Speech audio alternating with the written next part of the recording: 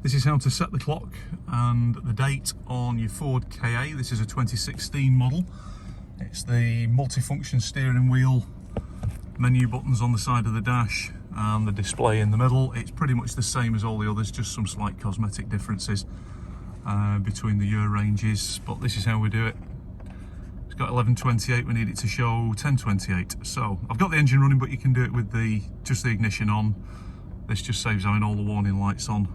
So menu button, you got the up and down for the up and down arrows. So we're going to go down, oops, too far.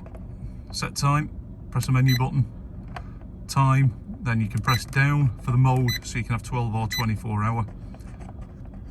So back in, time, menu button, and then that gives us the 11. Then you can go down or up. Like I say, we need to adjust the hour. 28, same again, up and down. Then press menu again. Then you can press down again. Set the date, press menu. Same again, up and down for the year. Menu to select it, up and down for the month, up and down for the day, back to the date, and then you just go through the rest of the menu, either up and down, back to exit menu, or just cycle the ignition, and it's all set. That's all there is to it. Thanks for watching, like and subscribe.